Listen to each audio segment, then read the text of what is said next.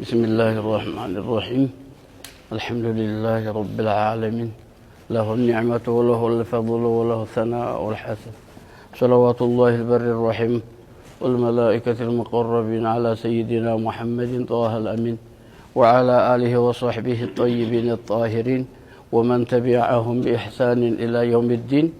أما بعد، وبسندنا المتصل من شيخ من أشياخنا إلى إمام البخاري.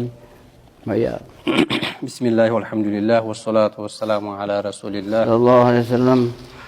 قال الشيخ الإمام الحافظ أبو عبد الله محمد بن إسماعيل البخاري رحمه الله باب الخروج في طلب العلم.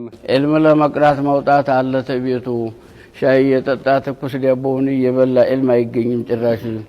إمام البخاري من لالو لا يوجد العلم براحة الجسد لالو لليتون سويو تنيتو يادره كانون يلبوت وقاولو علم يقيم علم قدام يقيم من دينو ትንሽ እንኳን ከሰም ብሎ ተመግቡም ቀነስ አድርጎ ተመኝታውም ተንቀልፉም ቀነስ አድርጎ ነው የሚገኘው ያልኩ ነው። አያ ورحل جابر بن عبد الله رضي الله عنهما مسيرة شهر إلى عبد الله بن أنيس في حديث واحد. عندي حديث ነገር አግኝቶታል እኮ ጃብር ብኑ አብድላህ አግኝቶታል ሐዲሱን። ወላኪን ለማረጋገጥ ብሎ ወደ ግብጽ ሄደ ማለት የአንድ ወር መንገድ ሄደ ማለት ነው። የአንድ ወር መንገድ ኢልም አንድ ቦታ ሆኖ የሁላው አሐዲሱ ፊቅሁ ብትሉት የተሰበሰበው እኮ አንድ ቦታ ሆኖ አይደለም ማለት ነው። አንድ ቦታ አይደለም፣ በየአገሩ ኢልም ባለበት ቦታ ተሄዶ ነው ማለት ነው።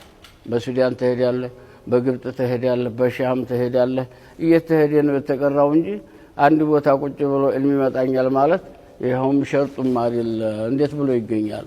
አሉ حدثنا أبو القاسم خالد بن خلي قاضي حمص قال حدثنا محمد بن حرب قال حدثنا الأوزاعي قال أخبرنا الزهري عن عبيد الله بن عبد الله بن عتبة بن مسعود عن ابن عباس رضي الله عنهما أنه تمارى هو والحر بن قيس بن حصن الفزاري في صاحب موسى فمر بهما أبي بن كعب رضي الله عنه فدعاه ابن عباس رضي الله عنهما فقال إني تماريت أنا وصاحبي هذا في صاحب موسى الذي سأل السبيل إلى لقيه هل سمعت رسول الله صلى الله عليه وسلم يذكر شأنه؟ فقال أبي نعم سمعت النبي صلى الله عليه وسلم يذكر شأنه يقول بينما موسى في ملأ من بني إسرائيل إذ جاءه رجل فقال أتعلم أحدا أعلم منك؟ قال موسى لا. فأوحى الله عز وجل إلى موسى بلى عبدنا خضر فسأل السبيل إلى لقيه فجعل الله له الحوت آية. ايوه مدنا فجعل الله الحوت آية مالت فقد الحوت ነው። አያታውን ይዘክድና አሳዊ መርሃል ነው ነገሩ። አረፋሉና እሳቸውም ይሄኛው ደረሰየውም ደግሞ እየጠበቁ እንዳለ ተንሻሎ ገባ ወደ ባህሩና አስገረማቸው፣ አስደነቃቸው ነገሩና ሲነሱ ነግራለሁኝ ሲሉት አይነግሯቸው ተረሱትና ሄዱ። በቅየተ የውመሂማ ወለይለቲሂማ የተረፈውን ቀናቸውንና ሌሊቱን ተጓዙና ጧት ቁርሳችንን አንጣሉ። አላህ ተገነዘቡ። እንግዲህ ይሄው ሰውዬ ትናንትና አረፍንበት ቦታ እኮ ትቼው መጥቻለሁኝ አሉ። ወማ አንሳኒ ወለ ሸይጣን አንተም ምንድነው? ወማ አንሳኒ ማለት ዚክረ ኸበር الحوت ማለት ነው። የአሳውን ታሪኩን ነግረውታለሁ ብዬ ነበር ረስቸው ነው አላቸው። እንደማንም ተመለሱ። ነብዩላህ እሳቸው ማለት ነው። ይሄን ወልዩን አገኟቸው ማለት ነው። ነብይ ናቸው የሚባለው ወልዩም ናቸው።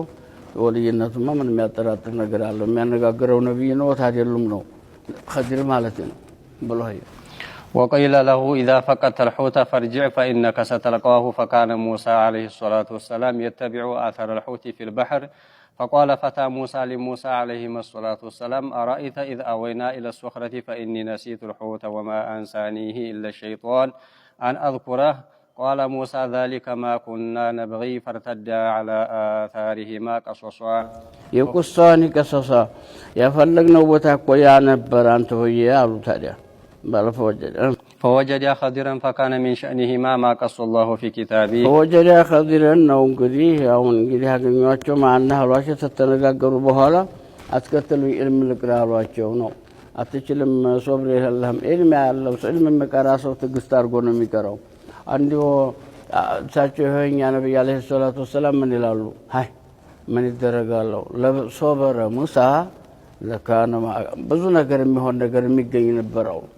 صبروا بنبر يالكون نبياتنا عليه إنك لن تستطيع عند وصو منارو بل ألج لا يندوال هنا نقرأ يتلم مالو بطاطو إنك لن تستطيع معي صبرالو وطالو تاي صبروا قروا هذا شيء قد كتبه الله على أيام باب فضل من علم وعلم أو تمرو سيابك عصرتو سيابك على لا يستمارسو فضلو ترفو اندت اندهونا ينقر على الزباب لا يالونا حدثنا محمد بن العلاء قال حدثنا حماد بن أسامة عن بريد بن عبد الله عن أبي بردة عن أبي موسى رضي الله عنه عن النبي صلى الله عليه وسلم قال مثل ما بعثني الله به من الهدى والعلم كمثل الغيث الكثير أصاب أرضا فكان منها نكية قبلت الماء فأنبتت الكلاء والعشب الكثير وكانت منها أجاديب أمسكت الماء فنفع الله بها الناس فشربوا وسقوا وزرعوا وأصابت منها طائفة أخرى إنما هي كيعان لا تمسك ماء ولا تنبت كلاء فذلك مثل من فقه في دين الله ونفعه ما بعثني الله به فعلم وعلم ومثل من لم يرفع بذلك رأسا ولم يقبل هدى الله الذي أرسلت به قال أبو عبد الله قال إسحاق وكان منها طائفة قيلت الماء قاع يعلوه الماء والصفصف المستوي من الأرض فعلم وعلم مطابقه بل هي نهجي باب رفع العلم وظهور الجهل واجب آخر الزمان هنا عنده نالو ينسلالو እንግዲህ ምንድነው በነብያችን ጊዜና አለይሂ ሰላቱ ወሰለም አሸብርቆ ፍሬው ተንተርክኮ ተበልቷል ፍሬው ሰመሩ ደግሞ አስሐቦቹ ላይ ኸይሩል ቁሩን ይቀርን ተባለው ላይ ረተዛም በኋላ እንደሆኛም እንደሆ አሁን በደረስንበት በዕልማቸው የሚሰሩ ሰዎች መልተው ነበር ለዱንያ መይል የሌላቸው ሰዎች እናቅ ነበር እኛ እንኳን ደረስንባቸው ማለት ነው አሁን ኩልየ ተንጠርግ ብሎ ወደ ዱንያ ዑለማው ወደዛው ሆደ የሚያሳዝን ነገር ነው ቁጭ ብሎ ሶብር አድርጎ እንደው አንድ ሰዓት እንኳን ለላህ ተዓላ ብሎ ለማቅራት በጣም እየተቸገረ ነው አልহামዱሊላህ መቼም በገጠር ያለ ዑለማ